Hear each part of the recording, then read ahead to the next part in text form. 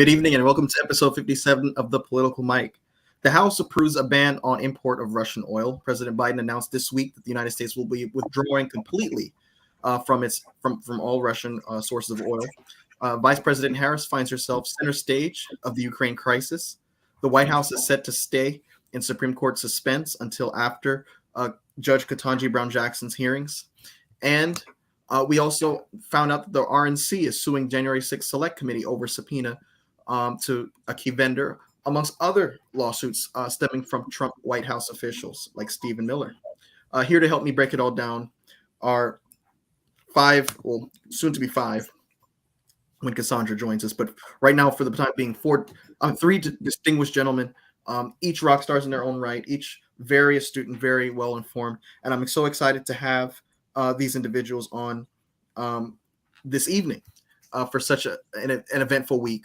And so just to start us off, we have Mr. Colby, Mr. Colby Matlock, who is his first time being on the show. I'm excited to have him on. He's a Delaware native, also a senior at Oakwood University, majoring in public policy with a minor in chemistry, currently serving as the vice president of Oakwood's political science club, United Collegiate Black Scholars, UCBS. He has a strong interest in policy formation and politics, and in his spare time, he enjoys keeping up with current events and listening to music. Colby, welcome to the program. I'm excited to have you on. Thank you so much for having me. Awesome.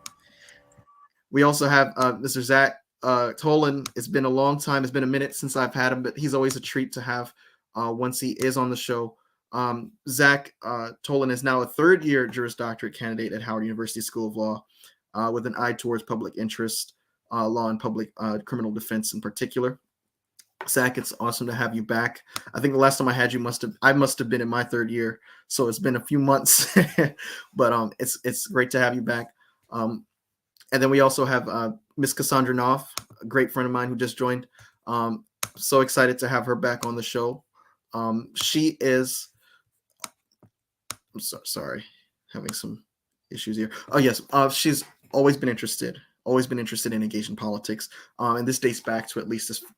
Far back to the Bush administration, writing during the Iraq War about her concerns during that time.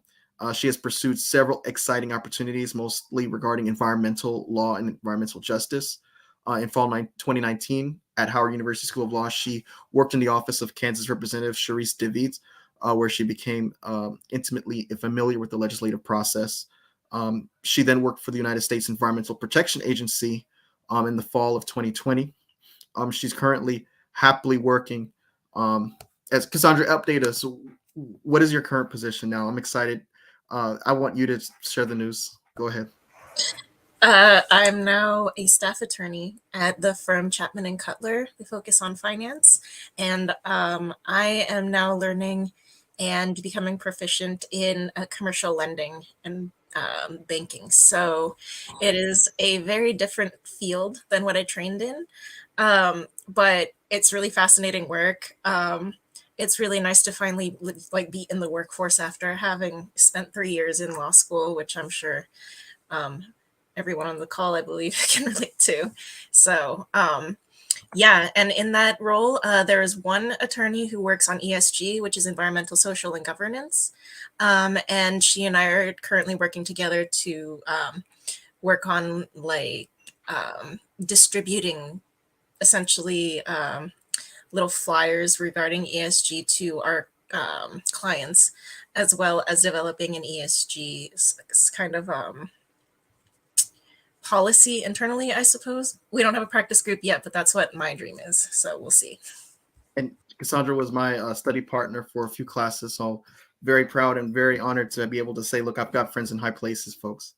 And then we've got Nate Honore, who's also going to be launching into his legal career soon, 3L at Quinnipiac University School of Law.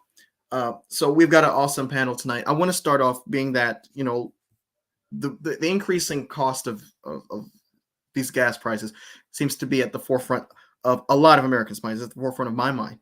And so I want to go ahead and ask you guys, how is the Biden administration handling the increasing cost of gas and inflation amid the crisis in Ukraine? Anyone can join in.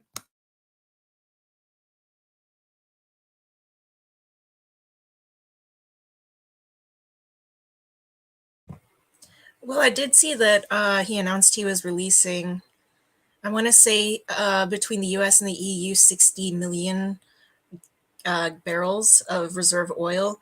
And I think half of that was from American reserves. Um, I personally don't have a car and don't feel the effects of this as keenly as someone else might. So I don't think I'm in a very good position to talk about how this negatively affects me. I think if I was someone who had a daily commute or whose job relied on it, it would be, this might be really horrible, but I don't feel it. So I'm not in a great position to say.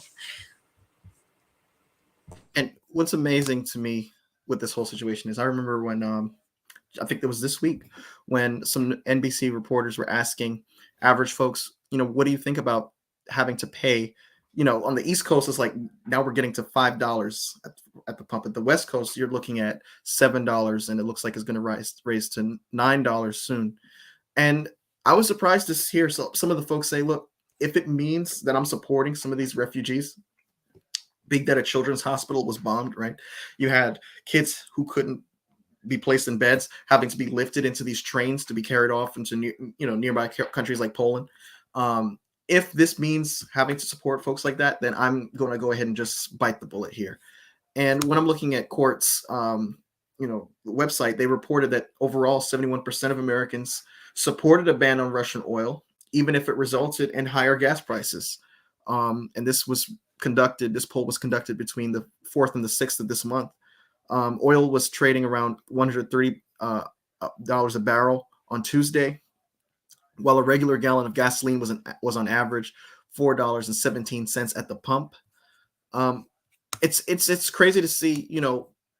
Sometimes we would assume that, being that people are so upset about the inflation, the supply chain issues, and now gas prices, we would think that the response would be more selfish and more self-centered in terms of what I can experience here in the United States. But it's surprising to see the same spirit, I think, that existed during the Great Depression, during World War II, and even during the late 1970s, where folks are willing to sacrifice. In the late 70s, during the Carter administration, of course, folks were asked to cut back on their energy usage. And now we're seeing that kind of trend again. What do you guys think about how the Biden administration responded? And I want to ask this in the context of the midterm elections coming up. Well, if I can step in here, I think, frankly, the Biden administration has done the best it possibly could have in the situation. Think of the options: either keep buying Russian oil, in which case, on the one hand, we're telling Vladimir Putin to stop waging an illegal war invading Ukraine, but we're not going to do anything about it. We're going to keep funding it for him. Or we stop buying Russian oil and the gas prices go up. Frankly, gas prices have been going up. I mean, I'm sort of dating myself, but I remember when it went over $1 a gallon, and that was, my dad wouldn't stop complaining for 2 years about that. Now we're shooting up to about $5 a gallon, and frankly, it's never going to really go back down. Doesn't matter if we started buying from Russia again. Oil is a limited resource. We're running out of it. And the main sources we're getting it from now, especially in the United States, are Russia, Saudi Arabia, and Venezuela, all of which are countries that mostly the United States is not getting along all that well with, but pretends to get along well with so we can buy oil. To me, it seems like the better move here is to focus on what we can do to get ourselves off of the oil teat. I hoping that I'm on the same page with Cassandra here. I know she's the environmental expert here. It seems that the issue should really be less about why aren't we lowering gas prices and more why aren't we switching away from gas usage, period. But to the original question, I think they're handling it perfectly, because the two options really are keep buying the oil or stop buying the oil. And if we keep buying the oil, that doesn't make any sense whatsoever in current context. And frankly, I think that would be worse in the midterm elections, because no one can get on board with the government that keeps buying oil from the man who seems to be trying to start World War III. Whereas you got some people who are going to make an excuse saying, let's vote for somebody else because the gas prices went up. Yeah. I think in the end, it's better. No, valid points. And President Biden's announcement, that the United States will now come off of Russian oil altogether. was a complete shift for the White House, which just days ago expressed fear that an import ban would send gas prices skyrocketing. So the White House wasn't really 100% definitive in going in this direction at first. Officials were hopeful to enact a ban in lockstep with European allies. You've seen a huge push from the administration to have a cohesive, multilateral approach about this, so that countries, not just in North America, but around the globe in Europe, can also feel the effects together. And there's more of a consensus that way, kind of like one that was built in the aftermath of 9/11. But they are adjusting to what has become an overwhelming bipartisan interest on Capitol Hill and within corners of the administration in ridding U.S. markets of Russian oil as Vladimir Putin continues this assault on Ukraine. And so the administration's newfound interest in an import ban is motivated in part by a desire to avoid a protracted debate over bipartisan oil ban legislation that could include even more unwelcome provisions, further tying the administration's hands diplomatically.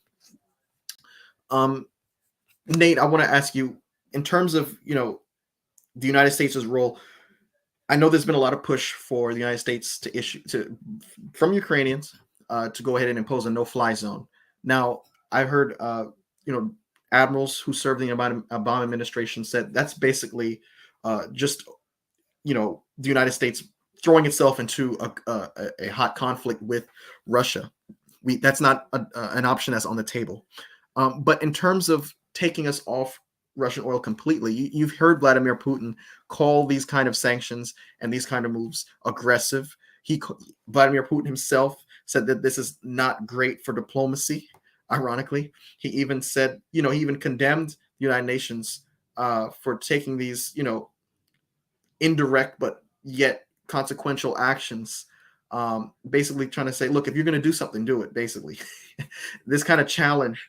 I'm wondering if this move by the Biden administration is going to either dampen the United States' role in trying to serve as like a referee in this situation, or will it actually benefit the Ukrainians in the long run? Well, the Biden administration has kind of gone through this strategy as it relates to Ukraine of both being measured and being very upfront. So, starting with just announcing Russia is intent on attacking Ukraine, and Russia will do it right after the Olympics end. Russia denied that an invasion was imminent. Ukraine denied that an invasion was imminent. Even the British denied that an invasion was imminent. But as the Olympics wrapped up, we saw Putin announce his recognition of the breakaway regions there, the Donetsk and Luhansk People's Republics. We saw him then announce that he was sending troops in on a humanitarian mission, and then he started, firing missiles. And every step of the way, he was met with a kind of measured, resistance, but not a super aggressive one. So I don't think Biden is going to announce a no-fly zone unless things change drastically. The generals are right; that is effectively a declaration of war. A no-fly zone means that the U.S. would personally take responsibility for shooting down every military airplane that entered Ukrainian airspace, and that's not necessarily a situation we want to find ourselves in if we're not going to be fighting in the war ourselves. But as for Putin, he was prepared for, after 2014, after his annexation of the Crimea Peninsula, he was prepared for a kind of unilateral retribution. He was prepared to kind of act on his own. I don't think, though, that he was prepared in this stage. He wasn't, especially after the past administration that undermined NATO at every step, prepared for a strong NATO to kind of unify and say, the buck stops here. I don't think he was very prepared for the rest of the international condemnation, countries that don't have a stake in what happens in Ukraine either way, that still came on the side of the US. And I also don't think he was prepared for China to not back him. Because China has not necessarily supported or opposed. China hasn't opposed him, but they haven't supported him either. Because it's really not in the best interest. It kind of actually is in the best interest of the Chinese to support Russia financially by kind of trading against the ruble now that it's fallen apart. But it's not really in China's best interest to support Putin as far as his recognition and his cause for this war. Because if they support his recognition of these breakaway regions that most of the world considers to be within Ukraine. What's to stop the U.S. and the West from then saying, okay, we support Tibetan independence, we support independence in the Xinjiang region, we support Taiwan independence and Hong Kong independence. So China has kind of kept to themselves, and I don't think Putin expected that. And look at the devaluation of the Russian currency. And the more we get further along in this saga, the more Putin has to grapple with having to justify to his own people why they're doing this. You've got, at first he was trying to use Tucker Carlson and Trump and Pompeo's praise to say, this is how all Americans feel. Well, no, that's not how all Americans feel. You've seen it in the response. You've seen it from social media. And you've got in Zelensky, a leader who's harnessing and using all the tools of the 21st century, getting on social media, repeating the phrase, I'm here. And this man has, a death sentence on his head by Putin wants to kill this man. And Zelensky is still out there saying, and he quoted, I think it was a line from a movie saying, I don't need a ride, I need ammunition. And, the defiance of Putin is just galvanizing democratic states all around the world. And Zelensky now becoming the face of democracy, ironically, who seemed to kind of be this accidental president, someone who was a comedian, someone who was in these sketch comedy shows in Ukraine, someone who voiced Paddington Bear, the Ukrainian version. And now you have someone who's, engaged in the warfare, while Putin is now, from what I've heard from NBC reports, frantically, going into, his office in the Kremlin, not sure about how things are going, constantly looking for updates, increasingly being more and more displeased about the developments that are going on in that region and how it's being perceived around the world. It just seems like it, in terms of public opinion, is a no-brainer. But there is that question mark, how does this end?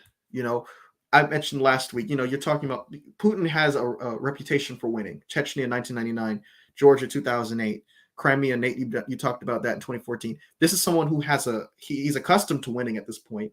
And so, legitimately, I don't think there's any more reason for him to feel as if this would be any different. Yet he's running into a tougher fight than he ever bargained for.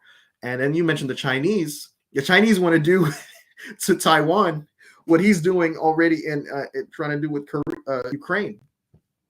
And, the Chinese, of course, they're trying to make this their century, being that the 20th century was an American century.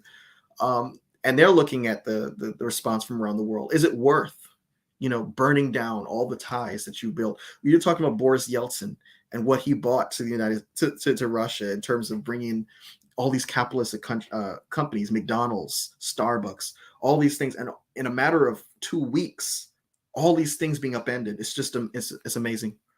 Colby, you have anything to add?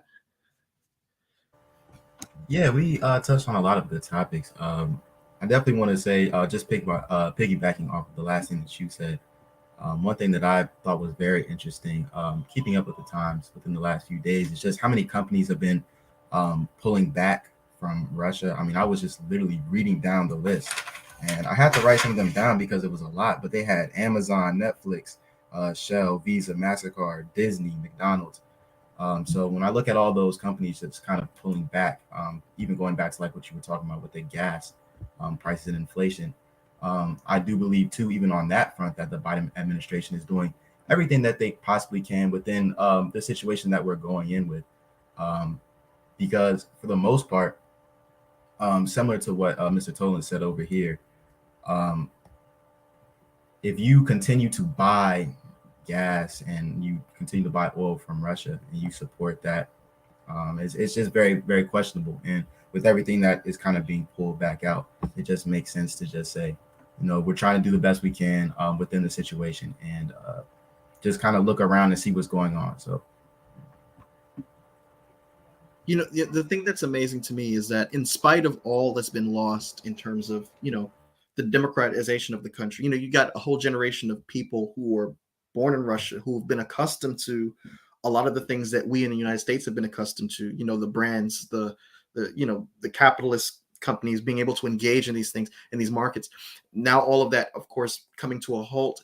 And still, what's crazy to me is the fact that Russian data still shows that a majority of the people still support this war. February 27th, that reached a peak of 70%. But it's still high. And then you contrast that with United States support for Ukraine, 78%, the majority of Americans, 78%. And folks have been saying all the time, this is the most bipartisanship we've seen in a long time on any one particular issue.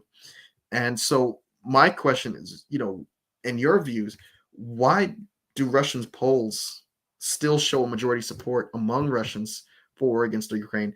Now, keep in mind, I mean, those who were protesting against this war ended up getting beaten and thrown in prisons. So I'm still wondering about the legitimacy of these polls.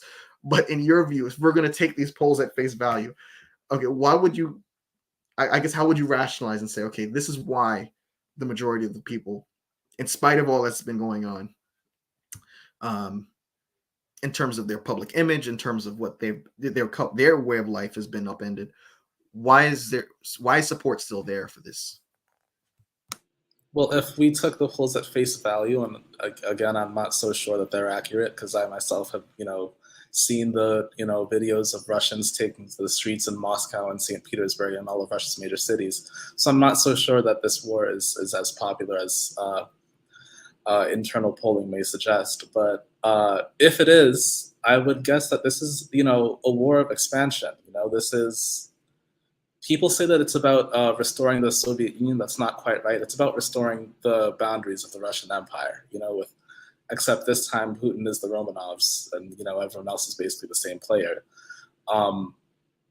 So kind of restoring, it's a nationalist cause. It's restoring Russia's face and Russia's standing with the world to a point where, where Russia was either the most powerful or second most powerful country in Europe or the world. Russia has fallen since the end of the Soviet Union. But now this is about kind of restoring Russia's face to the rest of the world. I would guess, of course, assuming that these numbers are accurate, which I'm not so sure that they are. That's a good point. And even when in your response, it's amazing to see the way in which the House was able to swiftly pass legislation just last night, banning U.S. imports of Russian oil and other energy sources. House Democratic leaders decided to move forward with the vote, even though Biden announced a Russian oil embargo the previous day on Tuesday. The Senate is not expected to consider the House passed bill, with upper chamber Democrats who are worried about tying the president's hands. Speaker Pelosi said that regardless of Biden's executive action, it was necessary for the House to take further steps against Russia as Putin escalates his brutal assault on Ukraine. She said, we've been talking about doing the Russian ban for a while, and we're so pleased that the president has done that. She spoke by phone with Ukrainian President Vladimir Zelensky for 45 minutes yesterday, Wednesday. She said, but you're hearing a legislator. This is a democratic process where people weigh the equities, express their views. And the House overwhelmingly passed the Russian oil ban by a vote of 414 to 17. Zelensky has been pushing Western nations to stop importing Russian oil. And so if you're Zelensky, right, and okay, we know that we've talked about the fact that the no-fly zone is going to be basically a declaration of war. The United States is trying to avert World War III, and it seems like Putin has no regard for the consequences of constantly pushing the envelope. But we don't want to push his hand and we don't want to provide him any kind of justification to escalate or become hostile towards the United States. But if you're Zelensky, wouldn't you say that as a victory in terms of, okay, you got the United States now withdrawing, other countries soon to follow soon? What do you guys say? Well, I mean, I think for Zelensky, any show of support is, a win. I mean, hell, he got Switzerland to declare a side. That didn't happen in World War II. So, I think that he can count that as a win. But ultimately, I don't think he can consider that he has really won anything in the end until the Russian forces cross the border again. And frankly, as impressive as the Ukrainian people are, the Russian military is many times larger, many times more powerful. With whatever support that, hands-off support that the rest of the world gives, eventually that's not going to be enough if Putin keeps going.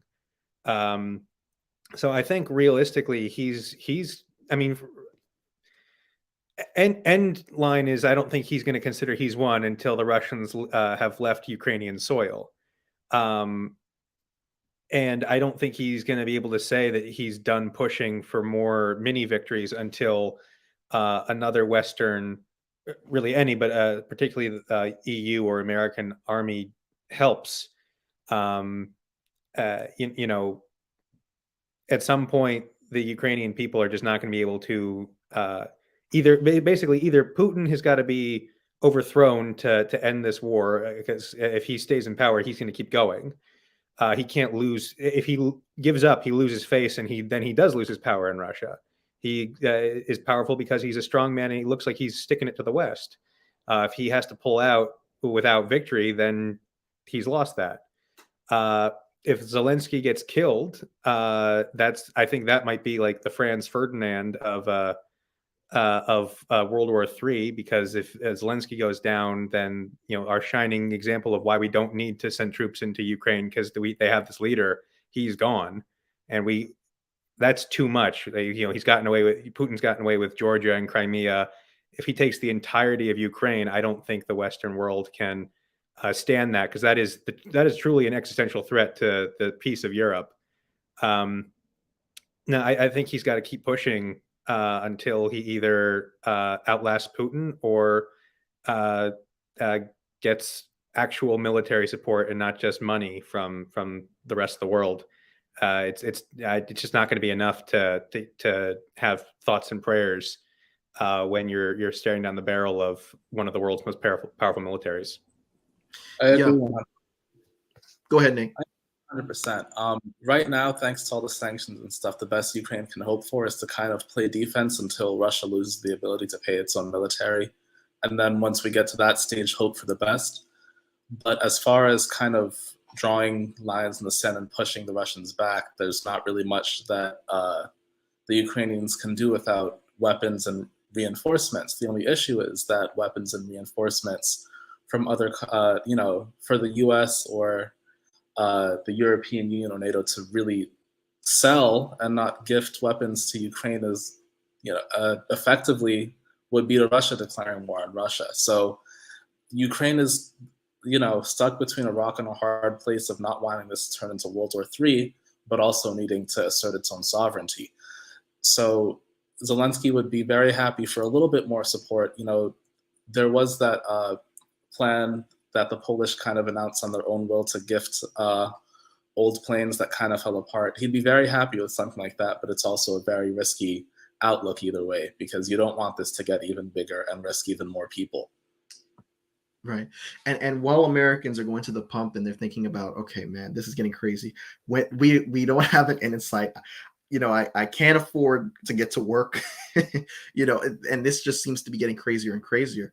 You're seeing it, folks who are on their Instagram stories just sharing pictures of the outrageous gas prices, and don't even go to California. I mean, gas prices that are just so unreasonable. And when you're looking at, okay, whether the United States is energy independent, I was looking at an article by Robert Rapier in Forbes magazine, and he said, if energy independence means we produce more energy than we consume, then the United States is still energy independent, per the just released 2021 numbers from the Energy Information Administration. He said, this is the definition that makes more sense to me. He goes on to explain that U.S. net imports have been declining since 2005 as a result of hydraulic fracturing. That year, U.S. net imports of petroleum and petroleum products averaged 12.5 million. During Obama's last full month in office, the number was 4.2 million. When President Trump took over, the downward trend continued. Trump's last year in office saw the net import number turn negative. And so I remember Obama in the debate stage with McCain saying, look, my goal is to get us energy independent by the end of the decade. And a lot of folks have said, well, we have not achieved that goal. But when we're looking at the fact that the United States has produced more energy for itself than it's been consuming, I would say, look, that goal pretty much was reached. But despite all that, this whole controversy has actually given Kamala Harris a new role on the world stage. Someone who is, I believe, Clyburn and other folks were in Biden's ear during that VP nomination process. They were saying, look, choose someone who can fill in, who can jump in 2028 and take over. And so this is giving her the opportunity to develop those crucial foreign policy chops.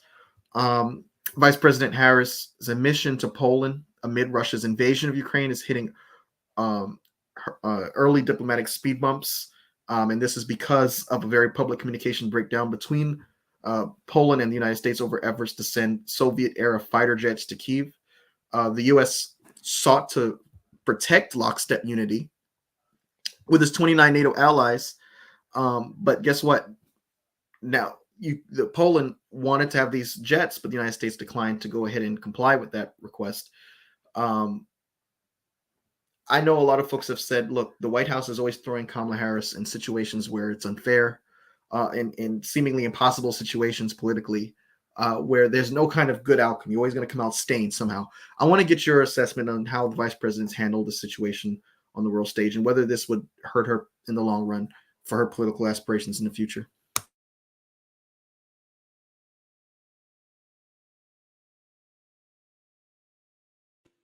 Well, this is a difficult situation. This is kind of the first public break in that NATO and Western and European unity that we've seen. The Polish as a whole have kind of been saying, I told you so for a while. They were the ones who were, since Putin came back into power in 2008, the Polish have been saying, Putin is looking to expand back into Eastern Europe. If we let him, he will try to rebuild the walls of the Russian Empire and will party like it's Crusader Kings 3. But now they're right. Russia is looking to expand westward. Belarus, the Baltic states, Scandinavia, they're all feeling the crunch of this moment. So, Poland is very well within its right. The Polish are very well within their rights to feel that their government has not been listened to. Thankfully, when it comes to diplomacy trips so far, Kamala Harris has a pretty decent track record. There was that trip to Mexico where things didn't go so great. But more recently, as she's gone to France, as she's spoken with other European leaders, they've kind of seemed to like each other. So, this does seem like a good opportunity to kind of soothe some, bruised egos and smooth things over as NATO and the US try to figure out next steps in ensuring Ukrainian sovereignty. Yeah. And the thing I tell folks is that, look, when the DNC runs its clip for whoever the candidate is, since 1960, I believe every Democratic vice president ended up becoming the nominee at some point. You're going to want to have those clips showing your candidate in tough situations where it's easy to see them in the Oval Office, right? Especially if that candidate is someone who is a woman, and especially if that candidate is someone who's a Black woman.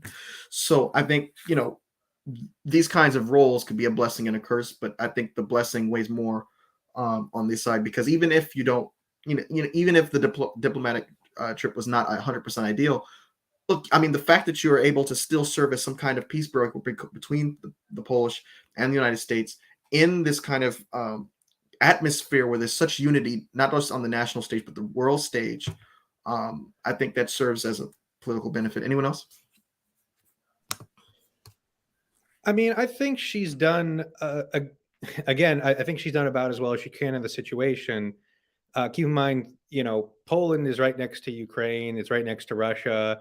They're very concerned about what happens if Putin succeeds again in another military adventure into a state that he does not belong in and doesn't really face any consequences for it. I think they're very worried. You know, he went into Georgia, I think 2006 or 7 or 8, something like that. We don't talk about that anymore. He took over Crimea a few years ago. We don't really talk about that anymore either. He was perfectly fine with that. Right now, there's a lot of, you know, issues about whether or not he's going to be successful in Ukraine, but it's entirely possible he'll win this fight in Ukraine. The European Union and the United States especially wants to stay out of that conflict. Well, what if he wins it, takes over the country, and a few years later he decides his next country is Tajikistan or Poland or Norway or any of the other countries that are right next to Russia that the Russians have always wanted to get their hands on. I think they're very concerned about that, and they don't want the world to continue on this sort of appeasement that has been the policy for a long time to avoid the risk of World War III. But not to be the guy on the internet who keeps bringing up a comparison to World War II or the Nazis, but Chamberlain in the 1930s and the French government in the 1930s, they were bending over backwards to appease Hitler, to avoid starting another war. And guess what happened a few years later? That we had World War II anyway, but the Nazi government was in charge of several more countries by the time that started. I think, Poland's one of the fighting grounds that dealt with that firsthand. I think they're very worried of history repeating itself, and basically just appeasing a dictator who's continually expanding and expanding until eventually it can't happen anymore and a war breaks out. But they don't have to wait until it's their border that gets crossed first. Now, the policy of the EU and the United States is to not, escalate things and to hope that this sort of appeasement or just diplomatic strategies works and that Putin loses in Ukraine and we don't have to worry about it. But, the Polish, they're right there. They're a lot more concerned about it happening. And I think in their calculus, it's not worth it to make this bet. But Kamala Harris, I think she did the best job she could, knowing that she couldn't agree with the Polish because that's not the American position on things, without making it a full international incident that she wasn't going to ever come to an agreement with the Polish government on how to handle things here. And I'm glad you brought out Neville Chamberlain and everything because of the situation with appeasement. And we've seen folks in Ukraine, we've seen folks around the world saying, do not trust Putin. You've been acting as if he's some kind of reasonable negotiator, as if you can predict his next move. This is someone who is unreasonable. This is someone who is hell-bent on restoring the USSR by hook or by crook. So you sitting down at the table and acting as if this is someone who is accepted 21st century democratic norms. It's like bringing a knife to a gunfight. You're not going to sit down and expect someone like that to sympathize with your interests. And usually, in politics, both of us understand we're not going to get 100% of what we want, but we reach a compromise. Putin doesn't operate like that, right? Because his nature is completely antithetical to anything that resembles a democracy. And it made me think about, but at the same time, there are some who have been saying, look, even we've already taken no-fly zones off the table, but the more we engage, the more we allow U.S. troops to volunteer and to send, the more used to U.S. aid Ukraine would be. And it makes me think of John F. Kennedy's quote. When he was saying the bands will play, the crowds will cheer. He told Arthur Schlesinger. And in 4 days, everyone will have forgotten. Then we will be told we have to send in more troops. It's like taking a drink. The effect wears off and you have to take another. But it's different a little bit in that you have such outrage around the world about the images that are being seen. And then you're talking about the lives of children, just brute force, irrespective of any appreciation for human life at all. But time is slipping away. I do want to slip in the Supreme Court showdown that's going on. We have Supreme Court. Well, first of all, we have Senator Susan Collins, who had a favorable view of Supreme Court nominee Judge Ketanji Brown Jackson this week after meeting with her for 90 minutes Tuesday. But she's staying quiet about her support until the confirmation hearings are over. Last year, Senator Lisa Murkowski was just one of 3 Republicans who voted to elevate Judge Ketanji Brown Jackson to the second most important court in the country. Now, in the middle of an election year, she's faced with a new choice, promoting her to the highest court in the land. She isn't quite sure yet if she's ready to do that. She said, quote, "This is a different game." Should we hold our nose for support among, the so-called moderate Republicans, Murkowski, Collins, Romney, as we're getting closer and closer to this confirmation hearing? Or is this going to be, mudslinging dirty politics as usual, especially with McConnell, whose sole purpose, in the Supreme Court was to pay back Democrats for what they did with Robert Bork in 1987, 1988? I think we can expect a yes vote from Susan Collins. The only Supreme Court nominee she's voted no on in her entire history as a senator was Justice Barrett. And that was to save her own skin because she was up for election in a few weeks and didn't want to, be the face of Republicans saying you can't confirm a justice during an election year when a Democrat was in office, and then doing just that when a Republican was in office. She is someone who has voted for, who has a track record of voting for nominees on both sides of the aisle. And she kind of, not that I would expect any consistency from her, but she is someone who has always, said she cares about a woman's right to choose, and Judge Jackson is one of the most consistently pro-abortion judges in this country. And after, putting Kavanaugh and Gorsuch on the court, this is kind of the least she could do. Senator Murkowski, I think a few weeks ago, said she looked forward to voting for a candidate that she thought was qualified. So I think we can cross our fingers for her. But, the reality is that she's also facing a tough election. So I wouldn't, necessarily hope so. But the benefit is that you don't need, Republican votes. You don't need 60 votes to put someone on the Supreme Court. You only need 50 plus 1. And so with just Democratic support, Judge Jackson will be confirmed to the Supreme Court. As far as the confirmation fight, Republicans do understand that she's not going to actually tilt the balance of the court. We'll see some mudslinging, but they're going to do their best to try to find a balance between being cartoonishly racist and just being regular obstructionists. And, hopefully they fall on the side of caution on that one, because I'm really not optimistic. And this is another consideration. If Murkowski votes for Judge Ketanji Brown Jackson, right, she's bound to give fresh ammunition to whoever would be her Trump-backed supporter, right, to remove her from the seat that she's held for the past 2 decades. Yet, if she opposes Jackson, she'll be accused of reversing course to insulate herself from campaign attacks. And then possibly, like Nate brought out, when we're looking at the level of attacks, we're looking at the immaturity of the level of the attacks, not based on the kinds of decisions and opinions she's written, but just on you've seen folks like Tucker Carlson count what are her qualifications. Let's see her LSAT score, right? Tucker Carlson, who probably if I just want to see that man's first grade report card. That's all I want to see, right? I just want to see it. But anyway, we've already seen some of these juvenile attacks on someone like Ketanji Brown Jackson. No one asked what Amy Coney Barrett's LSAT score was. Nobody cared. Nobody asked what Kavanaugh's was, right? And all of a sudden now we're interested in these mundane things. And the Alaska senator is widely viewed as one of the biggest wild cards in what is expected to be a mostly party line affair. If she votes no, it's possible that Jackson could win only 2 GOP votes, or perhaps even just 1. And that would just underscore how deeply divided the Senate is, especially when it comes down to the nature of these kinds of confirmation hearings. What do you guys think in terms of how Murkowski would navigate through this?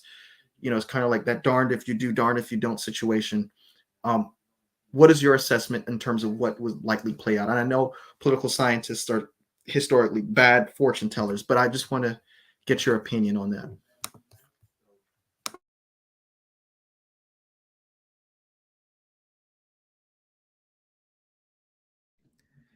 I guess I can take the first swing at this if no one else wants to.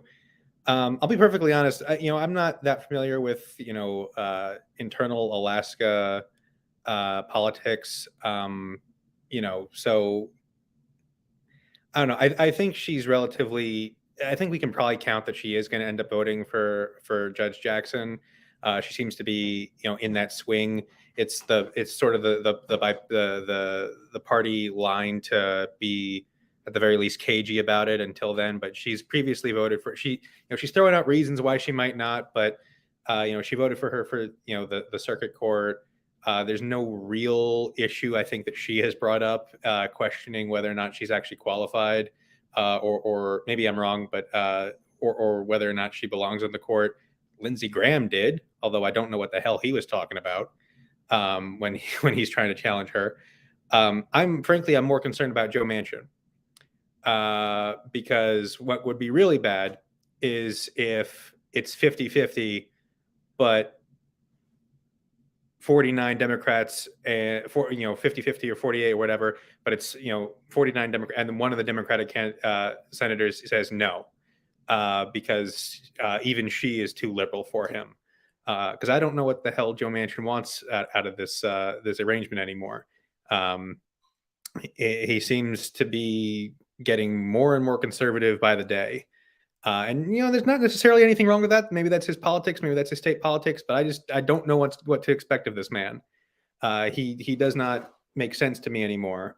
And I apologize. I don't remember the election cycles. I don't know if he's up for re-election now or if it's coming up in a couple of years. But I know he's particularly a wild card on this kind of thing, especially when he feels like his seat might be at risk. In the relatively conservative state that he's from.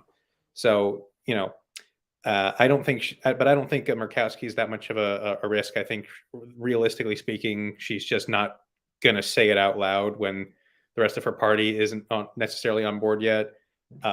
Collins, I think from every indication, she seems to be on board, but is just not willing to officially endorse yet. I hazard guess that in a few weeks when the initial hearings are over, she will probably officially step forward and say, yeah, I'm voting for her. But we'll have to see there. Honestly, the biggest thing I'm upset about is Lindsey Graham trying to say she's the most radical left candidate possible. I mean, a few weeks ago, Professor Shapiro of Georgetown University got in trouble partially because he pointed out that she is very much not the most radical left candidate that could have been chosen, or even the most non-radical left candidate who could have been chosen. There was a better candidate from that perspective, but who knows what Lindsey Graham's talking about anymore. And this is the thing, when Manchin voted for Gorsuch. And correct me if I'm wrong. I think it was. I don't think because of the political noise and theater that was surrounding the Kavanaugh hearings, because you had the compelling testimony of Dr. Blasey Ford and everything. I'm not sure if he voted for Kavanaugh, but the fact that you voted for Gorsuch, right, a seat that was robbed away from what was rightfully President Obama's pick, Neil Gorsuch. And you vote for that man, meet with Trump and everything. I mean, if you're not there to oppose or block certain, these lifetime appointments, what are you in the Senate for? In my view, it's one thing to say, okay, I'm going to vote in favor of X amount of dollars going to the wall. I'm going to vote in favor of this conservative policy here. But you're talking about a lifetime appointment that you put your name on for the etched in stone for forever in time. That makes no sense to me, And so if Manchin makes noise now, I mean, to me, it's already clear, but it's more abundantly clear in terms of how much you can trust this guy. You took DNC campaign funds, like I said about the senator from Arizona last week. You took the DNC's campaign money. You took it. You took the resources. You took the brand. You took all of that. And what are you doing with it, right? So I just wanted to say that, but are there any thoughts? Any other thoughts? I think if we get a yes vote on Murkowski, it'll probably be on the grounds of something like Native American rights. or Alaska Native rights rather. That's just the realities of representing Alaska in Congress. You cannot hope to be reelected if you don't have solid support from the Alaska Native community. So that will probably be like the center of her concern. You know, Judge Jackson has promised she'll be fair and impartial as it relates to Alaska Native rights, and, you know, use that both as her justification to vote yes, which she was probably going to do all along, and also as a way to, you know, brag back home about what she's done for her constituency. As far as Manchin, he wasn't the only Democratic senator to vote for Gorsuch. He was the only Democratic. He's consistent though, Nate. He was the only Democratic senator to vote for Kavanaugh. And I think of all the other Democratic senators that voted for Gorsuch, most of them lost re-election that year anyway. But judges are a bit. You can't really attack people on voting for judges the way you can for other stuff. So I think he'll play along. You know, people don't really think about the ways appointing judges to lifetime appointments can affect their lives. They care about the price of gas and groceries. And that's not a bad thing. It just kind of is what it is. So, you know, when Manchin has been, you know, the oil and coal kind of person, I don't think he can really worry about judges. But I do think he'll play along as it relates to Judge Jackson. Colby? The Tucker Carlson thing is just super funny to me. That LSAT scored video. I just saw that one time. It was just super viral. The comments were very funny, and I just know that even after seeing that video, it was just very interesting to kind of see that Senate Republicans have not really. They've been very careful to not repeat arguments that are similar to that, and so instead they're trying to look more so like at a professional record and such. But I believe that she's very well qualified. So that's just very interesting that he made that slip up, though. I don't even think it was a slip up. I think it was deliberate, you know, and the fact that you're seeing them dig their heels further and further into it's no longer whistles or innuendo. It's direct, you know. But time is slipping away, and I do want to get on this, and that is that the Republican National Committee is suing the January 6th Select Committee after investigators sought fundraising information from Salesforce, which is a major RNC vendor. The Select Committee subpoenaed Salesforce on February 23rd, and this is according to the RNC's court filing, for information about the party's fundraising, including non-public information on Republican donors, volunteers, and supporters, and the internal deliberative processes of the RNC. The company was due to provide the documents to the committee by Wednesday. And so that's in conjunction with Stephen Miller, who is now saying, look, you're looking for things that are now private matters because involved with the fact, in addition to the fact that he's still on his parents' phone plan. And he's saying, look, my wife and I had a baby around this time. There were private things said between us. So I'm trying to shield this private information. And so let me kick up enough dirt to try to, you know, stir some confusion. And, you know, this kind of running out the clock that the GOP officials and the Trump White House administration seems to be trying to do. It's just outstanding to me. I've been reading this book by Bob Woodward, Peril. Excellent read. And when you're looking at the lengths to which these folks were willing to go, where they bring in Dr. Eastman, and he basically comes up with many bullet points in this series of memos. In the memo, I think it was the 6th recommendation, where he says, just have Pence declare that there's no winner, there's no clear winner because there's alternative slates of electors. Who authorize these alternative states? Don't worry about that, right? Not important. But the fact that they exist is enough reason to halt everything, have Pence declare Trump reelected.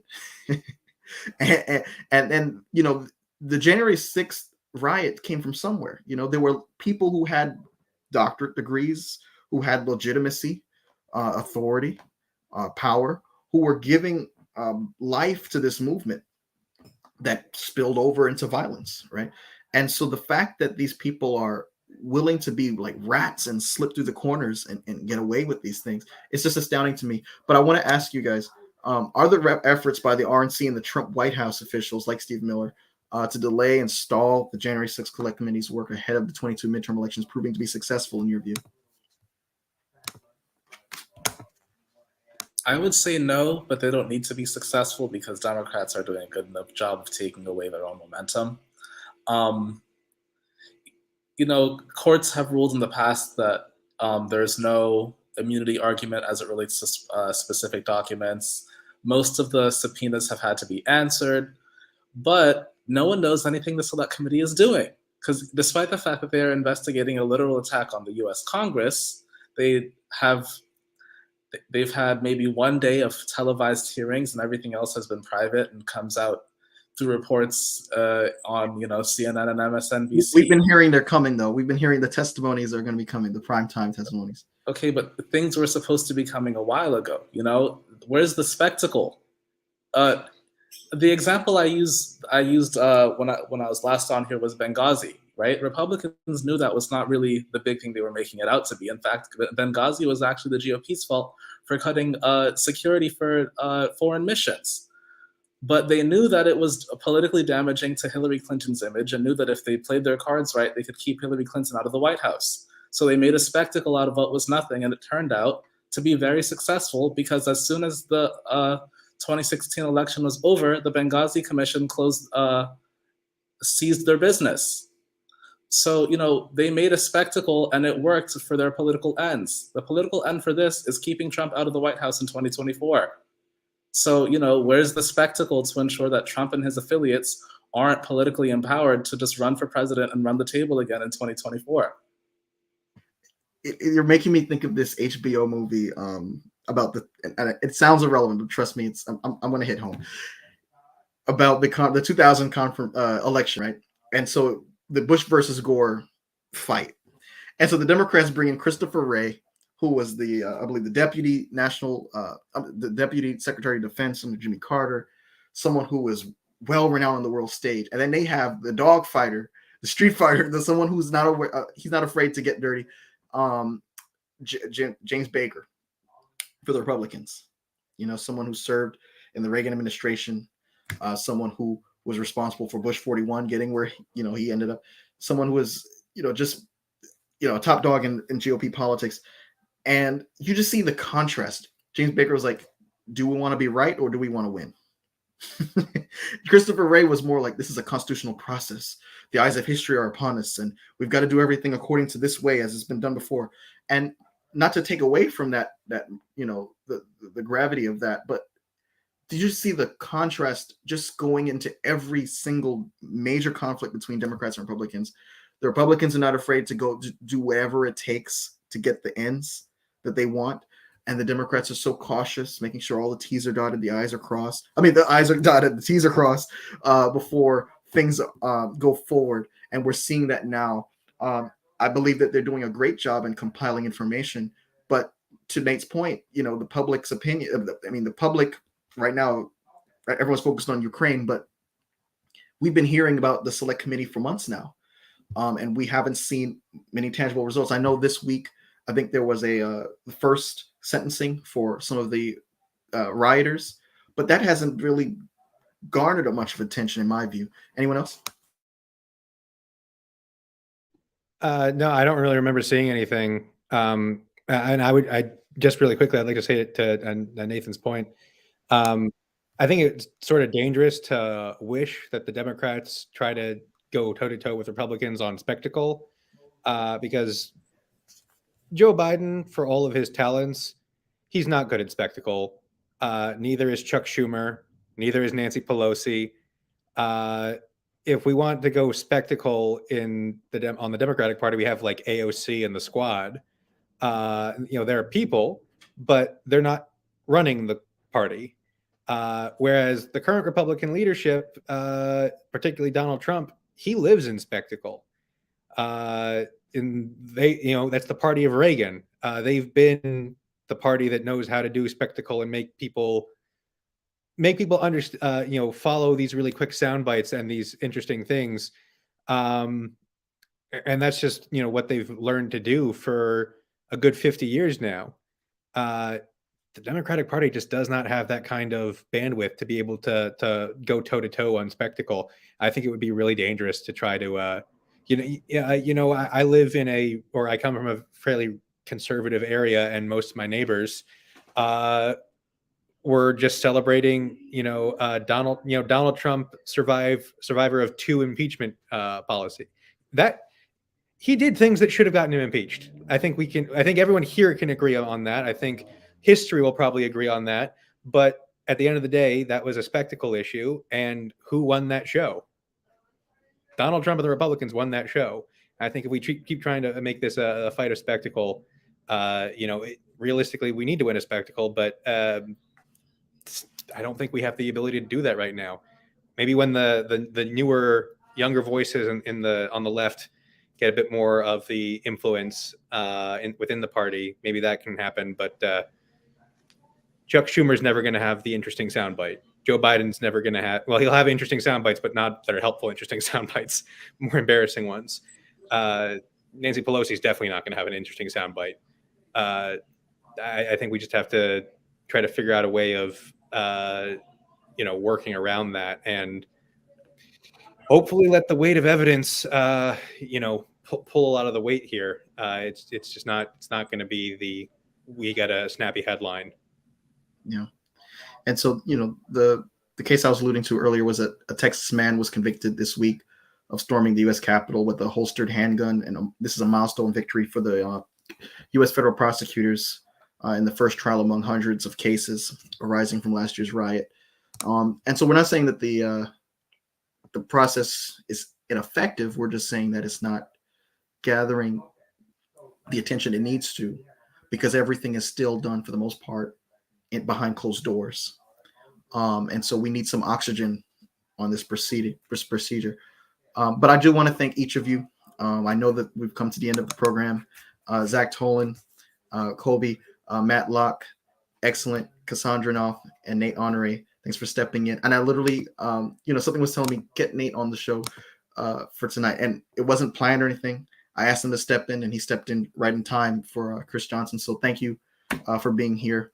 I thoroughly enjoyed the conversation. Thanks for making episode 57 a great one. I hope to have each of you back when you're available and willing. And I want to, like I always do, encourage the viewers to stay engaged, stay informed, refrain from sketchy news sources, and always ask why and challenge the sources that you do get your news from. With that being said, I'm going to go ahead and conclude episode 57 of the Political Mic. Thank you guys so much.